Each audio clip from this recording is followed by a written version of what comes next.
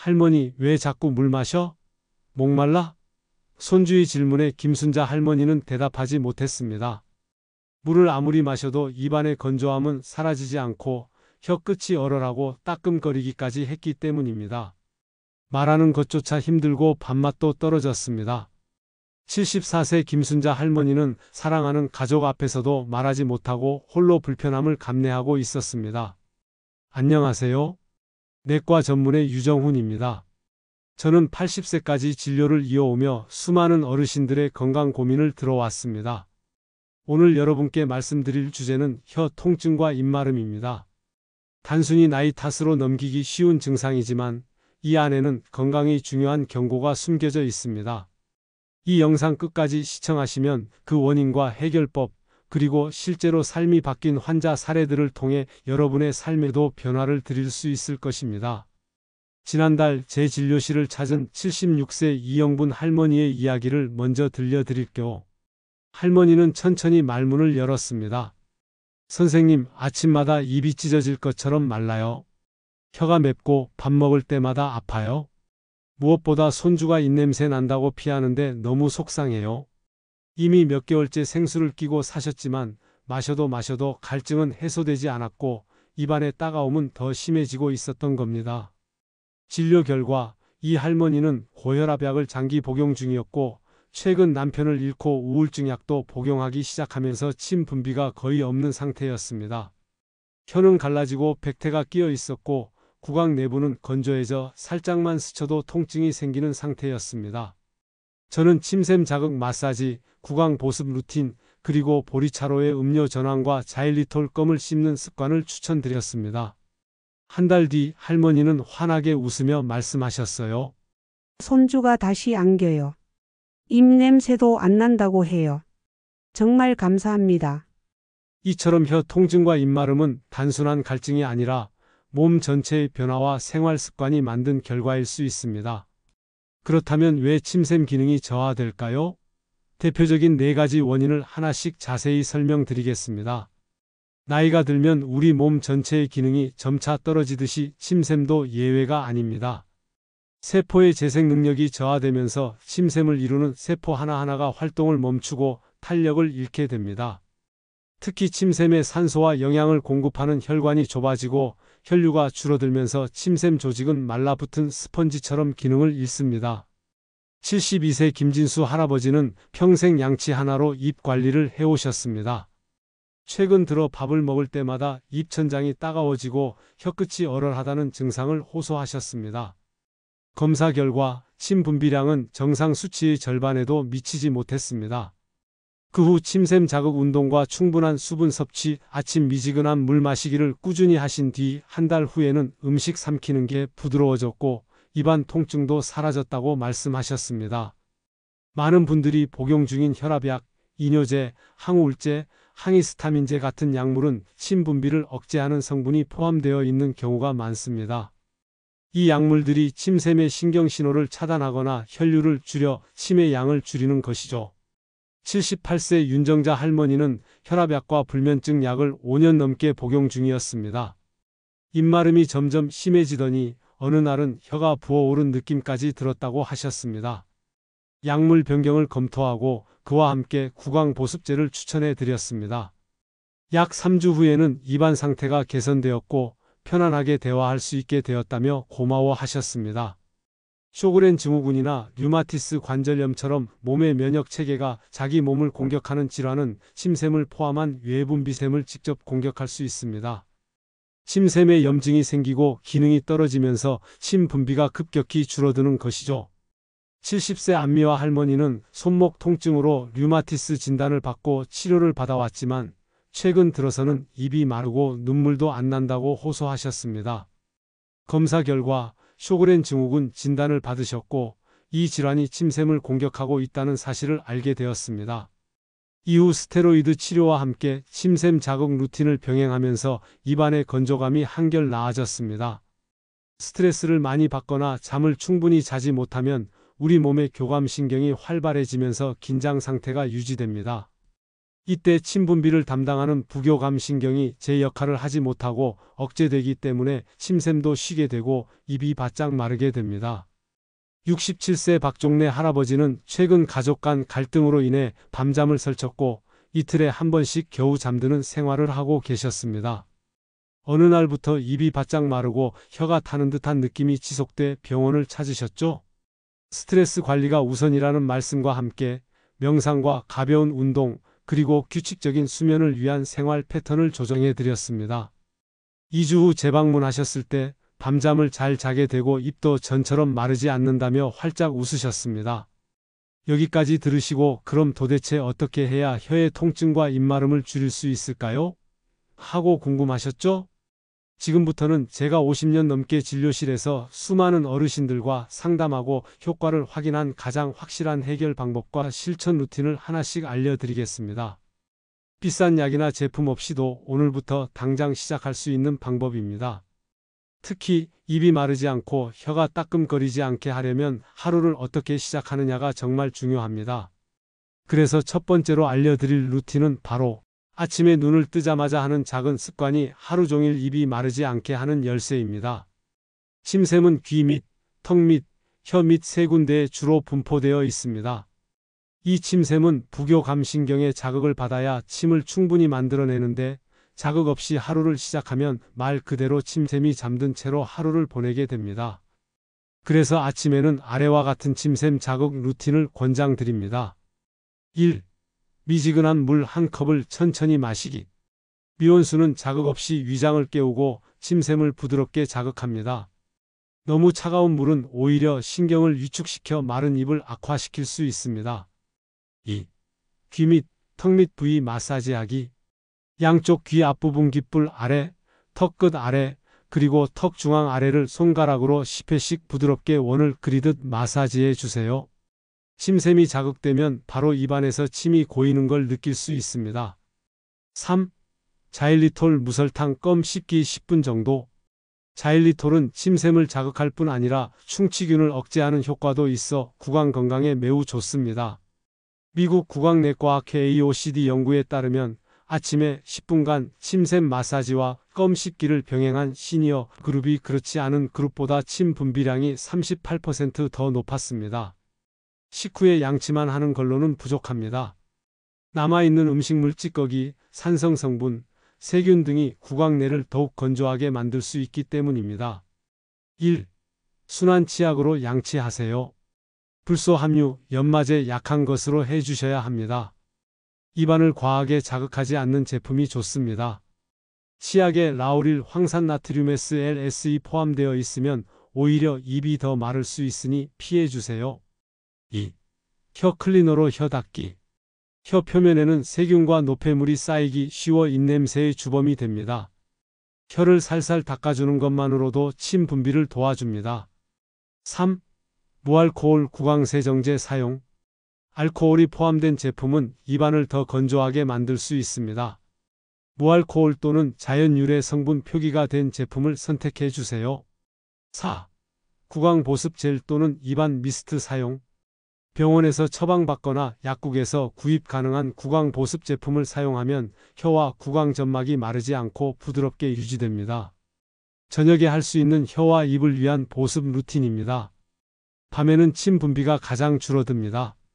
특히 60대 이상의 경우 수면 중 입마름이 심해지며 통증과 불쾌감으로 이어지기도 합니다.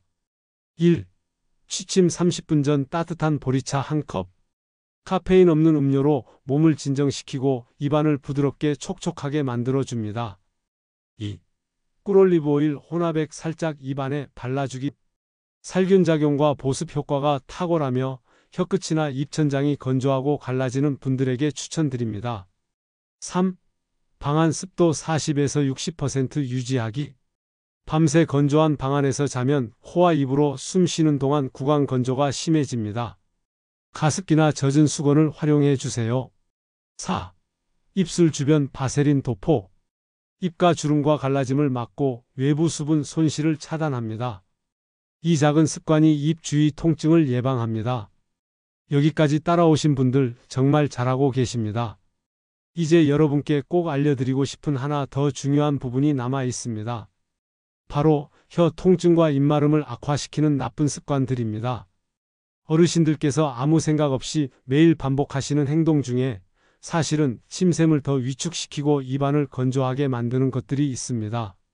많은 분들이 그냥 입이 말라서 그렇겠지라고 넘기시지만 이 습관들을 고치지 않으면 아무리 좋은 식습관이나 루틴을 실천하셔도 효과가 반감될 수 있습니다. 지금부터 말씀드리는 이 세 가지, 특히 60대 이상 시니어 분들께서 꼭 기억해 주셨으면 합니다. 첫째, 카페인 섭취는 피해 주세요. 카페인은 이뇨작용을 촉진시켜 몸의 수분을 빠르게 배출시킵니다. 또한 침샘을 자극하는 대신 억제하는 방향으로 작용해 입안을 더욱 건조하게 만들죠. 커피, 홍차, 녹차, 에너지 음료, 초콜릿에도 카페인이 포함되어 있습니다. 윤복래 할머니는 나는 커피 없으면 하루가 안 돌아가요. 하루 3잔은 기본이죠. 라고 웃으며 말씀하셨습니다. 그런데 어느 순간부터 입이 마르고 혀끝이 쓰리더니 말을 오래 하면 혀가 타는 듯한 느낌이 생겼다고 하셨죠? 진료 결과 침 분비량은 정상의 절반 이하였고 하루 커피 섭취량은 3잔 이상. 저는 카페인을 하루 1잔 이하로 줄이고 오후 이후에는 카페인 없는 보리차, 루이보스차로 바꾸자고 제안드렸습니다. 또 수분 보충을 위한 루틴도 함께 실행했습니다. 3주 후 할머니는 입이 훨씬 부드러워졌고 혀 통증도 많이 줄었어요. 이제는 향 좋은 무카페인 차가 더 좋아요. 라고 하셨습니다. 카페인 섭취는 침 분비를 40%까지 줄일 수 있으며 65세 이상에서는 민감도가 더 높다고 보고됩니다. 둘째, 담배입니다. 담배 속 니코틴은 혈관을 수축시키고 입안의 점막과 침샘을 자극해 염증과 위축을 유발합니다. 연기 속의 타르는 침샘의 기능을 억제하고 구강 내 pH를 산성화시켜 세균 번식을 유도해 건조감과 혀 통증을 악화시킵니다. 제 환자분 중 75세 최성태 할아버지는 40년 넘게 흡연을 해온 최 할아버지는 침이 안 나와서 말을 못 하겠어요. 물 마셔도 계속 마른 느낌이에요. 라고 말씀하셨습니다. 혀끝이 갈라지고 붉게 변해 있었으며 입안은 거의 사막처럼 건조했습니다. 흡연 중단과 함께 니코틴 대체 요법 패치, 하루 1.5리터 물 섭취, 침샘 마사지 루틴을 안내해 드렸습니다. 또한 침 분비를 도와주는 구강 보습제와 자일리톨검도 활용하게 했습니다. 한개월 뒤 요즘엔 아침에 일어나도 입이 예전만큼 마르지 않아요. 손녀가 할아버지 냄새 안 나래요. 라고 말씀하시며 스스로 금연을 유지하셨습니다. 흡연자는 비흡연자에 비해 침샘 위축 확률이 2.5배 높고 구강 건조 중 유병률도 약 1.8배 더 높습니다. 세 번째는 잦은 음주입니다. 알코올은 탈수를 유도하고 침샘의 신경 전달을 억제합니다. 특히 아세트알데히드라는 독성 대사산물이 침샘 조직에 염증을 일으키고 침 분비를 급격히 떨어뜨리는 원인이 됩니다. 71세 정은자 할머니는 주 3회 저녁마다 소주 1잔을 즐기셨습니다. 그런데 어느 날부터인가 혀가 화끈거리고 밤에 입이 말라서 잠에서 자꾸 깬다고 하셨습니다. 진료 중 음주 습관을 파악하고 알코올이 혀의 통증과 구강 건조를 유발하는 메커니즘을 설명드렸습니다. 대신 잠들기 전 따뜻한 보리차로 루틴을 바꾸고 식단에 항산화 식품을 추가하도록 조언드렸죠. 2개월 뒤 술 줄이고 나니 잠도 잘 자고 혀가 쓰린 게 없어졌어요. 밥맛도 돌아왔고요. 라는 말씀을 들을 수 있었습니다. 이제 중요한 마지막 한 가지가 남았습니다. 입을 건강하게 지키기 위해선 바르는 것, 씻는 것만으로는 충분하지 않습니다. 먹는 것, 즉 식습관이야말로 침샘의 기능을 살리고 혀의 통증을 줄이는 데 가장 근본적인 역할을 합니다. 실제로 제가 진료실에서 만난 많은 어르신들이 단 몇 가지 음식을 바꾸는 것만으로도 입마름이 줄고 말하는 게 편해졌다고 말씀하셨습니다. 지금부터 소개해드릴 식품들은 과학적으로도 효능이 입증된 것들이며 시니어분들이 쉽게 실천할 수 있는 현실적인 음식들입니다. 자, 함께 살펴볼까요? 입이 마르고 혀가 아플 때 단순히 수분만 마시는 것보다 침샘의 기능을 도와주는 음식을 섭취하는 것이 훨씬 효과적입니다. 이 식품들은 구강 점막의 염증을 줄이고 침 분비를 촉진하며 전반적인 입 건강을 회복시키는 데 도움을 줍니다. 첫째, 수박의 천연 수분과 리코펜의 항염 효과입니다. 수박은 90% 이상이 수분으로 이루어져 있어 입안 점막을 촉촉하게 유지해 줍니다. 특히 빨간 부분에 많이 들어있는 리코펜은 항산화 작용을 하여 염증으로 손상된 침샘 조직을 회복시키는 데 도움을 줍니다. 둘째, 토마토의 침샘 기능 회복을 돕는 비타민 C와 칼륨 효과입니다. 토마토에는 풍부한 비타민 C가 포함되어 있어 침샘 점막을 보호하고 염증을 억제하는 데 탁월합니다. 또한 칼륨은 체내 수분을 균형 있게 조절하여 탈수를 방지합니다. 비타민 C는 산화 스트레스를 줄이고 침샘 상피세포의 회복을 촉진한다고 밝혀졌습니다. 셋째, 오이는 천연 수분 공급과 냉각 진정 효과가 있습니다. 오이는 차갑고 수분이 많아 혀의 열감과 통증을 줄여주는 데 도움됩니다. 특히 생오이의 플라보노이드 성분은 항염 작용을 하며 침샘 자극을 부드럽게 유도합니다. 78세 박종만 할아버지는 혀가 타는 듯이 따갑고 음식을 씹는 것도 힘들다고 하셨던 박 할아버지는 하루에 한두 번 생오이를 껍질째 씹어 먹기 시작하셨습니다. 초기엔 간식처럼, 나중엔 식사 전후로 자연스럽게 드시게 되었죠. 한 달 후 혀가 시원해진 기분이에요. 예전엔 밥 먹는 게 고역이었는데 이제 입맛이 돌아왔어요. 라고 하셨습니다. 넷째, 사과는 침샘을 직접 자극하는 섬유질과 산성 성분이 있습니다. 껍질째 씹을 때 턱 아래 침샘을 자극하며 침 분비를 촉진합니다. 또 사과의 자연산 산 성분은 입안의 pH를 조절해 입냄새도 줄이고 구강 점막을 청결하게 해줍니다. 다섯째, 잎채소는 항산화와 항염 작용의 집합체라고 할 수 있죠. 시금치, 청경채, 브로콜리 등 잎채소에는 베타카로틴, 루테인, 엽산 같은 항산화 성분이 풍부해 혀와 입점막의 재생을 돕고 면역력을 높여줍니다. 여섯째, 꿀에는 진정과 살균 효과 있습니다. 꿀은 천연 보습제 역할을 하며 혀의 상처나 통증 부위를 진정시키는 데 효과적입니다. 밤에 잠들기 전 꿀 한 티스푼을 혀에 녹여 먹으면 통증 완화에 도움이 됩니다. 꿀은 상처 치유 속도를 높이고 구강 건조를 완화하는 효과가 있다는 결과가 발표되었습니다. 실제 사례 77세 정의자 할머니의 아침 침샘 루틴 변화입니다. 정의자 할머니는 몇 달 전 제 진료실 문을 조심스레 열고 들어오셨습니다. 입을 열자마자 조용히 속삭이듯 말씀하셨죠? 선생님, 요즘 아침마다 입이 말라서 말을 못하겠어요. 이가 들러붙고 혀가 딱딱해진 것 같아요. 밤새 입이 벌어져 있었던 것처럼 느낌이 이상해요. 제가 진료를 하며 구강 상태를 확인해 보니 혀는 약간 갈라져 있었고 점막이 붉게 건조되어 있었습니다. 침 분비량을 간단히 확인해 보니 일반적인 연령대의 절반 수준에도 못 미쳤습니다. 정의자 할머니는 물을 자주 마시긴 해요. 근데 이상하게 마셔도 금방 또 마르더라고요. 라며 답답함을 토로하셨습니다. 저는 할머니의 하루 루틴을 하나하나 여쭤봤습니다. 그런데 놀랍게도 기상 후 이 시간 동안은 물도 거의 안 마시고 아무것도 입에 넣지 않은 채 TV만 보며 시간을 보내신다는 말씀을 듣고 아차 싶었죠. 침샘이 자극을 받지 못한 채로 하루를 시작하고 있었던 겁니다. 그래서 저는 정의자 할머니에게 아주 단순한 3가지를 부탁드렸습니다. 아침에 눈 뜨자마자 미지근한 물 한 컵을 천천히 마실 것, 귀 및 턱 및 부위를 부드럽게 원을 그리듯 10회씩 마사지할 것, 그리고 아침 식사 전에는 꼭 무설탕 자일리톨 껌을 10분간 씹을 것. 할머니는 에이, 껌은 젊은 사람들이 씹는 거 아니에요? 라며 처음엔 쑥스러워 하셨지만 제가 자일리톨의 침샘 자극 효과와 구강 점막 보호 작용에 대해 설명드리자 그럼 해볼게요. 하고 미소 지으셨습니다. 3주 후 제 진료를 위해 다시 찾아오신 할머니의 첫 마디는 이랬습니다. 선생님, 진짜 신기해요. 아침에 입이 그렇게 안 마르니까 기분이 완전 다르네요. 이젠 말도 편하게 나오고 밥 먹는 것도 덜 힘들어요. 손녀가 할머니 입냄새 없어졌어 라고도 했어요. 이 작은 루틴이 입의 환경을 얼마나 바꿔놓을 수 있는지를 보여준 사례였습니다. 아침은 하루의 시작일 뿐 아니라 침샘을 깨우는 가장 결정적인 시간입니다. 꼭 실천해 보시기 바랍니다. 지금까지 말씀드린 아침 루틴, 나쁜 습관, 좋은 음식들, 혹시 이걸 다 기억할 수 있을까? 무엇부터 해야 하지? 하고 걱정되시나요? 걱정하지 않으셔도 됩니다.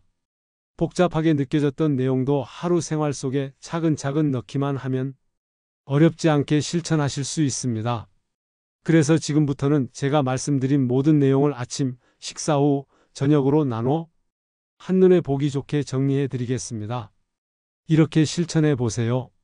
침샘 살리는 일상 루틴 알려드리겠습니다. 1.